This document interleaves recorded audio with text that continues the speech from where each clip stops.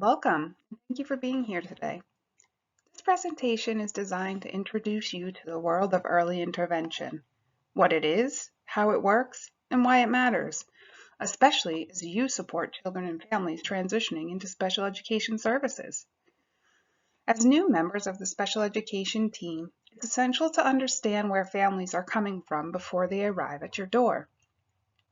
Early intervention, or Part C of IDEA, serves children from birth to age 3 and focuses on supporting families in their natural environments like their home or their community settings. By gaining insight into early intervention practices and philosophy, you'll be better equipped to support a smooth, respectful, and informed transition for families moving into Part B services. This understanding can help build stronger partnerships with families and support greater continuity for the children you serve. Let's begin by exploring the foundational laws and principles that guide early intervention work.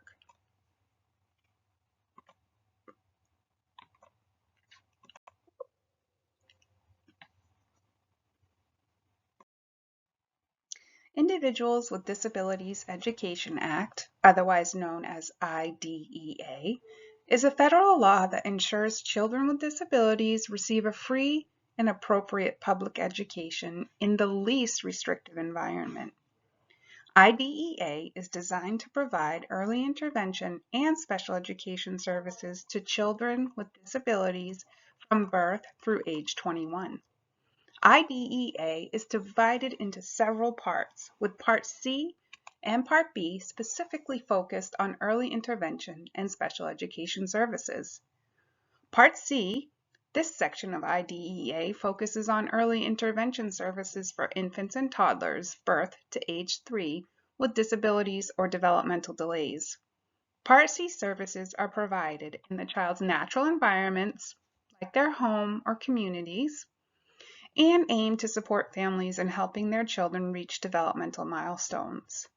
The goal is to enhance the child's development and provide families with the tools they need to support their child's growth in everyday activities. Part B, this part of IDEA, covers special education services for children and youth aged 3 to 21. Part B ensures that eligible children with disabilities receive special education and related services in schools designed to meet their individual needs and help them succeed academically. Part B services include creating an individual education plan, otherwise known as an IEP, that's tailored to the child's specific needs and goals. In summary, Part C provides early intervention for younger children, while Part B focuses on special education for children as they grow older. Both parts of IDEA aim to support children with disabilities in reaching their full potential and ensure that they receive appropriate services in their educational journey. Now that we've covered the foundation of IDEA and the key components of Part C and Part B, let's explore the mission of early intervention. At the core of early intervention is the belief that early, targeted support during the first 3 years of a child's life can have a profound impact on their development.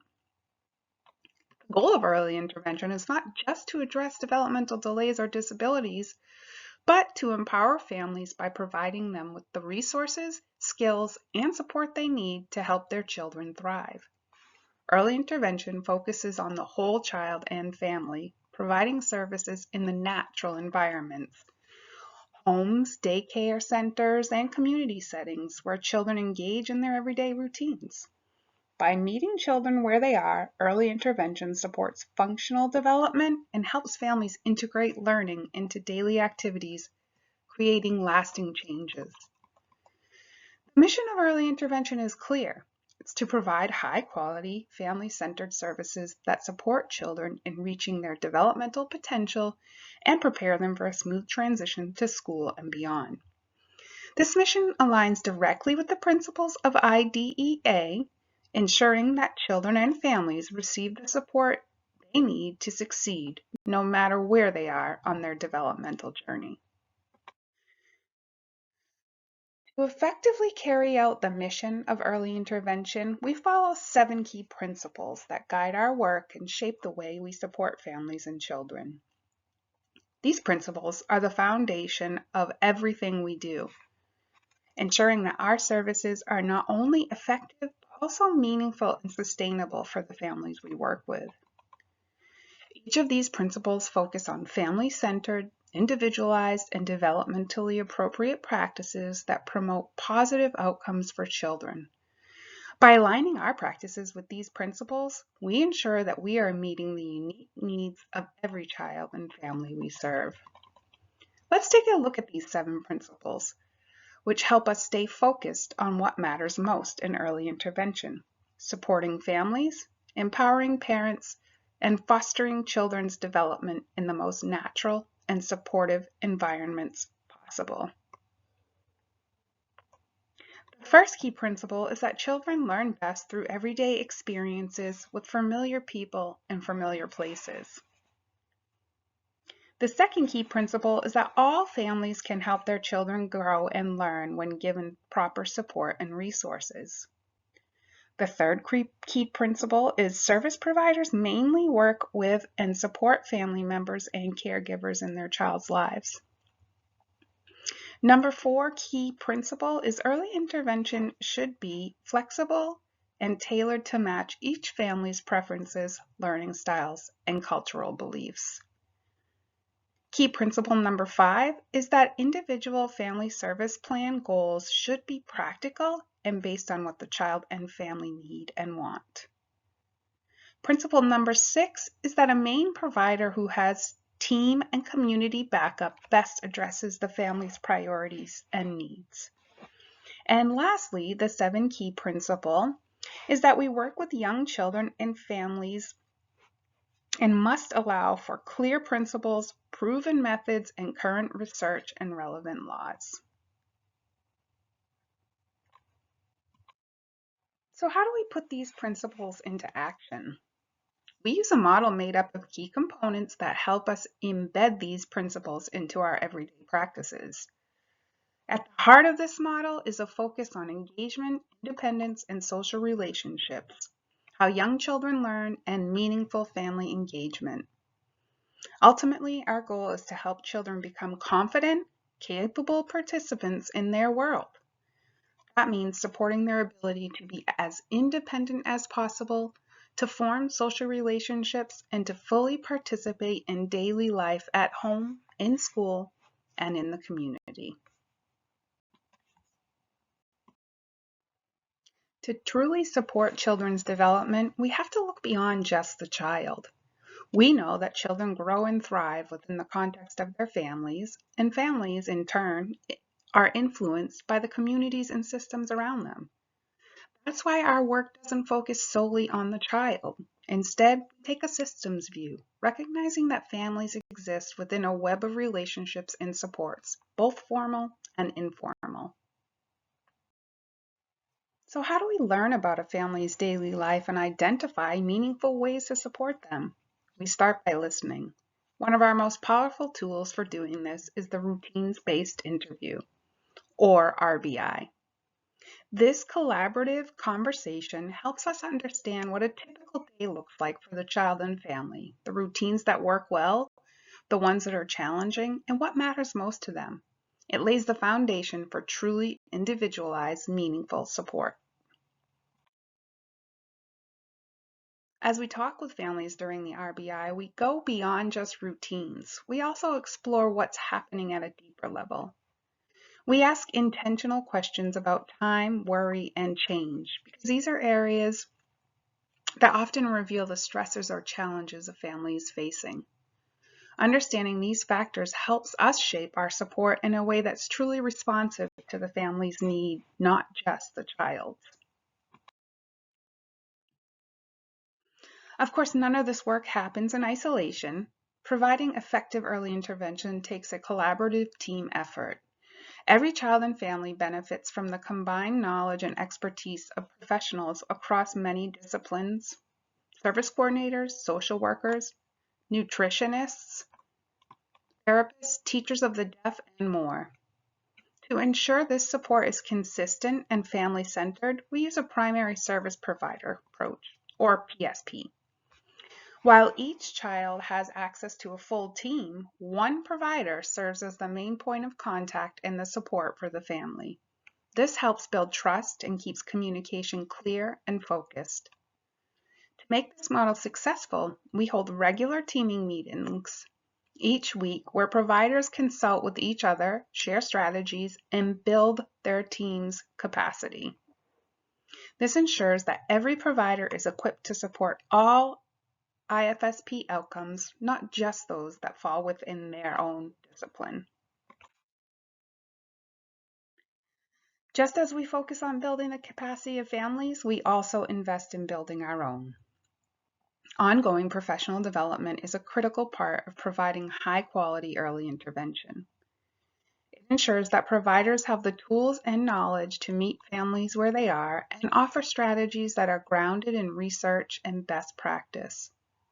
We engage in a variety of evidence-based trainings, including the newborn behavioral observation, touch points, attachment and biobehavioral catch-up, early start Denver model, SOS feeding, and more.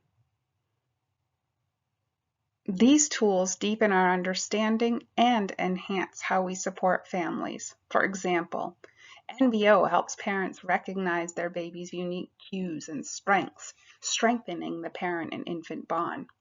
Touchpoints equips families to respond supportively to behavior changes that often occur right before developmental leaps. Now that we've talked about the importance of routines and how to gather meaningful information from families, let's take a moment to see it in action. We're going to watch a video that shows how we learn about the impact of routines.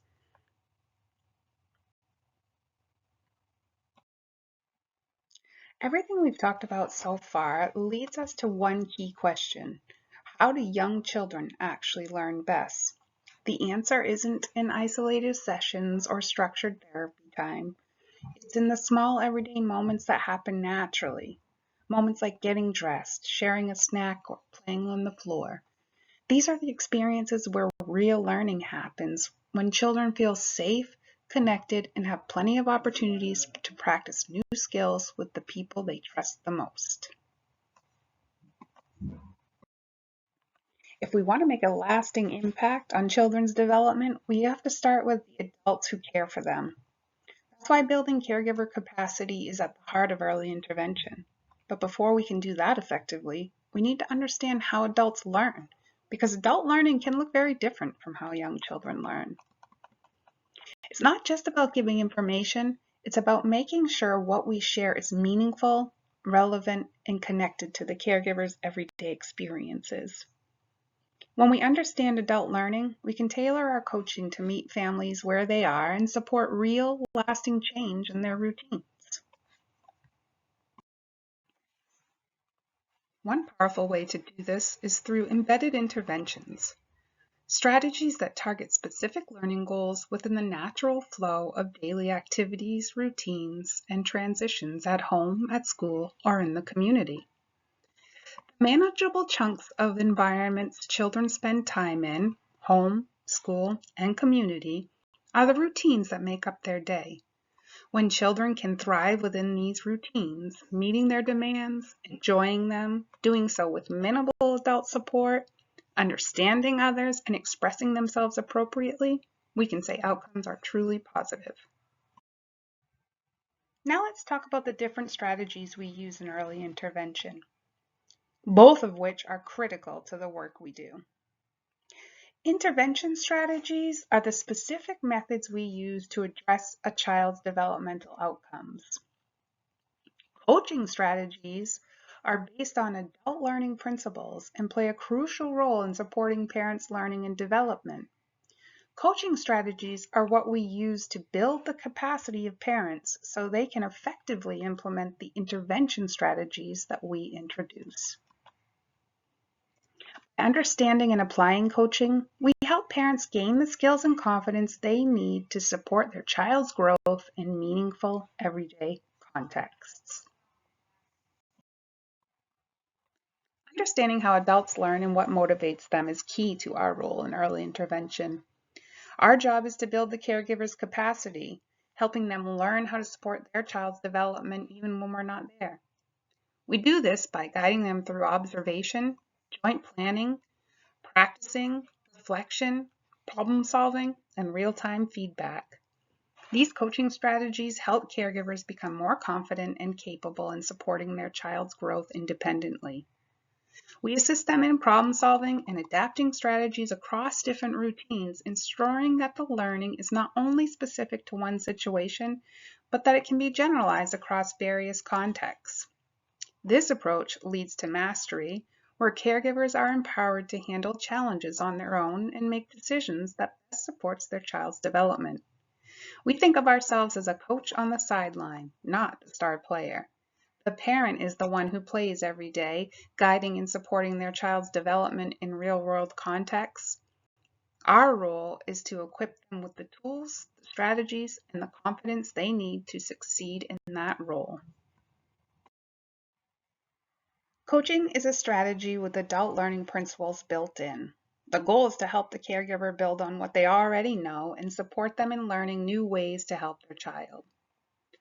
First, we identify what the adult learner already knows by observing and having conversations with them. For example, if a parent is familiar with motor development, we start there and build on that knowledge. Next, we build on their existing knowledge by connecting new information to what they already understand. This makes it easier for them to learn. Then, we give them opportunities to practice. Adults learn best when they can try things out and solve problems. After introducing a new strategy, we ask things like, how did that feel? Do you think this will work? What problems might come up? This helps parents engage and understand the value of what they're learning.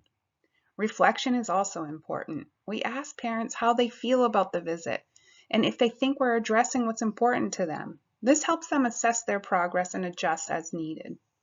Self-assessment and reflection are also important for us as early interventionists.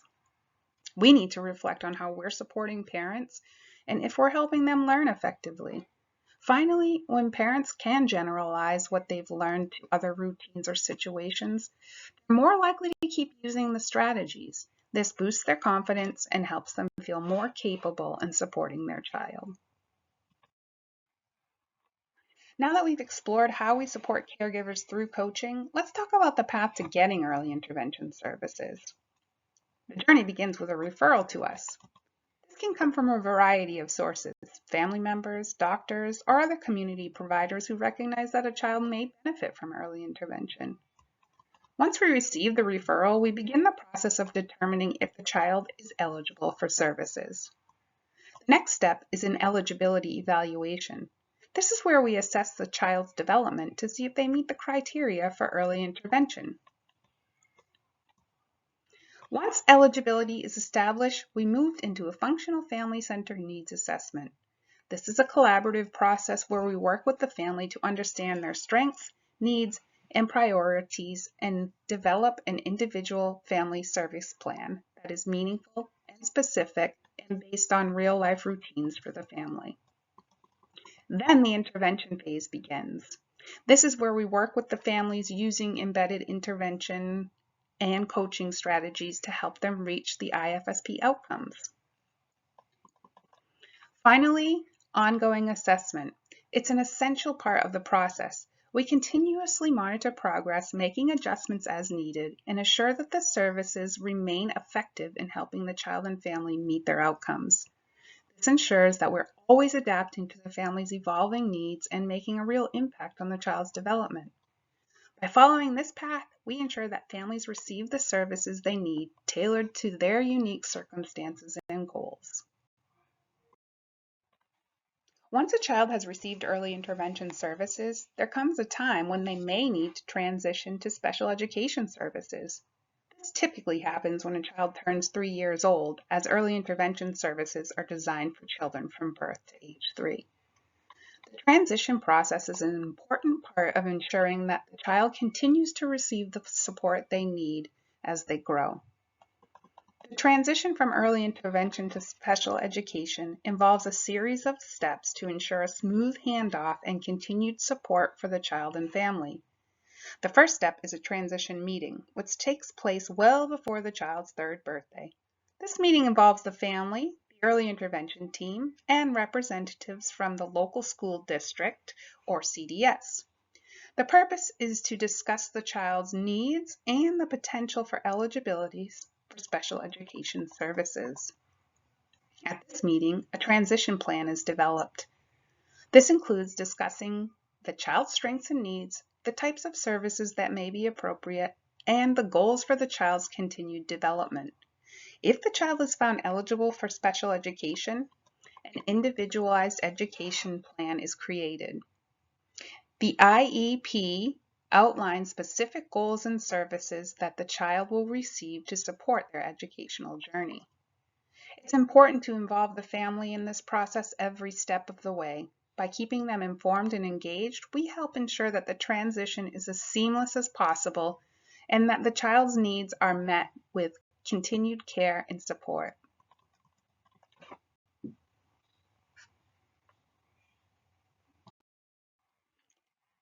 In summary, our role is to guide families through this journey, helping them understand their child's strengths, advocate for their needs, and feel confident in supporting development at home and beyond.